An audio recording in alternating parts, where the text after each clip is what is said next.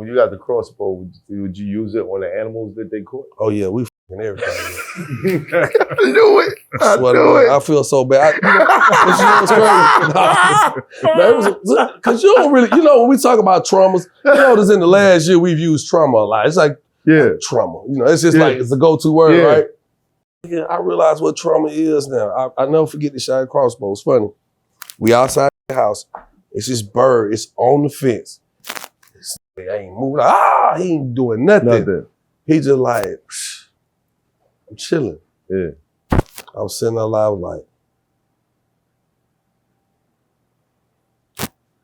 I took an ink pen, put it in the crossbow. Cause I didn't want to use, I knew that shit was gonna, I didn't want to lose my boat. Right. It cost too much. So I like, the pen, like, I thought the pen was gonna flip because it ain't have fins on it. You know what I'm saying? The dynamics of it being able to stabilize as a projectile because of the fins. The pen don't got it. So I'm thinking it gonna flip. Like thump the bird. Hit that moment. It went through that bird. The bird said, Told you. He looked at me right in the face and it was like, Hoffa. He fell off the goddamn flower. So that's a childhood trauma. He's on my name, Gat Murder, and he's Jot Murder. He Peter wrote the bird with a pen. Jot Murder, my guy. But I realized, but also murder, bro. I got trauma from that, for real. Yeah.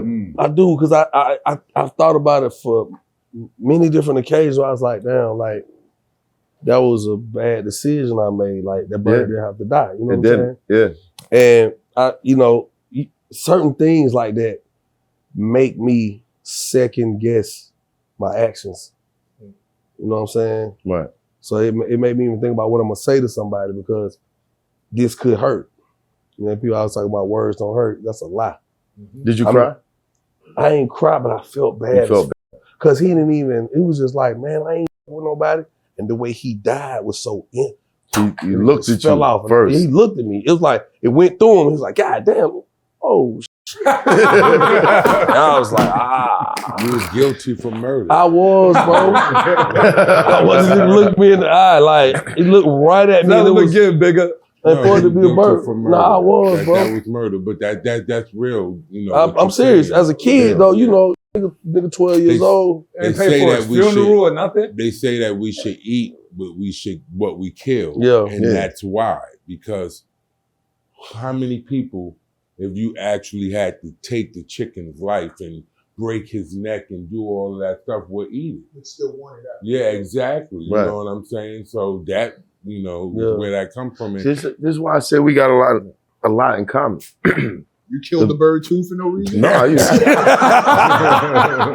was a little bit more. I was worse. Was it a dog? No, I was man was grabbing cats by the tail and going, whomp, No, I wasn't doing that. I was walking through the land with a cutlass, and I was killing lizards, mongooses, frogs, whatever it was. Like, killing small animals is the first sign mass of serial murder. killer. See, look, all these murders, but you gotta mass understand. murder. But you gotta understand, this came from. All right, so my grandmother had a yard or whatever, pigs, Barbados, turkeys, Oh. chickens, horses, goats, you name it. And my job was to take care of the animals in the morning. So I would go take care of the animals in the morning. They were my friends. You know what I'm saying? Yeah. I was taking care of them. I was filling these animals' paws. I ain't say nothing. Like you. I was showing them mad love. Oh, there you go. I was naming them. I was talking to them. I would play with them. The goats would follow me around. And one day I got up and I went down into the yard to do my chores. And there were two guys standing there. And they walked into the pig pen and they murdered one of my friends. And I was angry about this. And I would slowly, day by day, my grandmother just started choosing which one of my friends was gonna die. So I got angry. And I started doing angry shit. Wasn't a good thing, but, Nah, that's a trauma, though. That's a trauma. At least Yeah. you felt Definitely. bad about it. At least you felt bad. If then- you felt bad, at Right. least you felt bad. If your conscience didn't kick in, that's a problem. That's Yeah, a it problem. shows I mean, you something just- wild like I that, mean, that's you just cold-hearted. No, that's a sign of a sociopath when you don't have a conscience. Right. And they say Yeah. you can't grow. So at least Right. you felt bad as you did it. Oh, at least no. you Yeah, felt bad when it yeah. happened.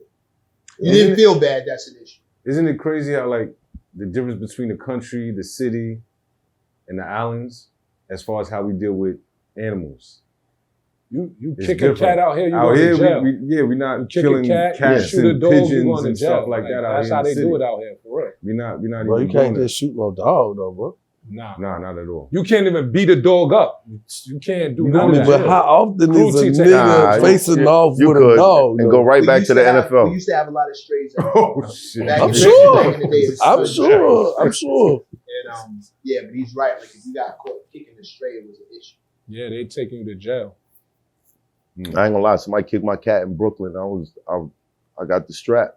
Got the strap the I was cat. looking for it. About kicking the That was cat. my Cat cat. Hoffa. Cat Hoffa. Cat. So continuing on. These niggas is crazy. Oh, shit. Continuing on. Yeah. So you making the music. You're starting to shop to labels, I'm assuming. Was that the process? Man, you know what? It was a lot of different attempts. It was all kind of shit, you know. Right. When you trying to, Jack the Rapper, niggas was trying to go to Jack the Rapper, conventions and shit, Yeah. you know. I just like doing talent shows. I like talent shows because the neighborhood got the preview before anybody. Right. So I always felt like if the neighborhood behind you, you know what I'm saying? Because I was always one of them kids, if I come in the clique with you, niggas gonna fuck with me. I'm gonna show you something new that y'all niggas ain't been on, just how I always been as a kid. Right. And I really was a straight A student. But because I would be finished with my work faster than everybody else, now with the degenerates, Right. as these niggas ain't doing their work, I'm finished. So I'm Yeah, like, shit, yeah, these what's is up? all my niggas. Right. But I got the respect from the nerds, the smart niggas, but my niggas is getting in trouble. Right. So, for me over time, just knowing how to deal with people, I was just like, shit, I just really gotta get with somebody to fuck with me. And that's kind of how I ended up meeting Chino Dollar. I thought he was a whole nother nigga in the store. I seen him. I'm like, why ain't seen you in a minute? Why you need to get this? In the liquor store. He was like, yeah, man. I called the nigga name. He was like, no, that ain't me. I'm like, who you is? I know you ain't that. He's like, nah, I'm the nigga that met you at the studio that time. I was like, oh, the little nigga with the big truck. I ain't mean to say it like that. The little nigga had a big truck. Yeah. I was like, the little nigga with the big truck. And he was like, yeah. I'm like, yeah, I remember you. Because everybody was talking. That's the only reason I recalled it like that. Because when the nnigga left, everybody was like, who the little nigga in the big truck was? Right. The nigga was cool. Like, the nigga had the little curly ass shit. Right. So when I said it to him, we instantly, it was just a laugh moment. And I was like, oh, he cool. Yeah. So he was like, nah, but I'm looking to do some music or something. I'm like, well, shit. I'm a CD in the car. I mean, it ain't the best work, but it's some of the best work I've done as of lately. He was like, all right. Nigga, I gave it to him. Nigga rolled off. Shit, nigga called me back about 17 minutes later. Hey, shit, man, what you doing tonight? Why you want to goddamn? We need to talk. Nigga done jumped out the truck, done pulled up in the drop top. We going to Magic City. I go hang out with this nigga the first night. I'm like, yeah, this nigga here like the goddamn. How old are you at this time? Shit, 24. 24. Went to Magic City. Yeah. But it wasn't nothing new. Nigga been hustling. It's just, sometimes like niggas get caught in the hustle and can't jump out of it. Yeah. I went never that nigga. And whenever I seen something getting too like, oh, this shit working too good, and I know it could cause a problem, I back up from it. You know what I'm saying? So fortunately for me, I ain't never really get caught doing no bullshit. So when niggas get to talking about their records and what they done been through, and I ain't did no jail time for none of that shit. It's Hoffa. Trapper turn smack rapper.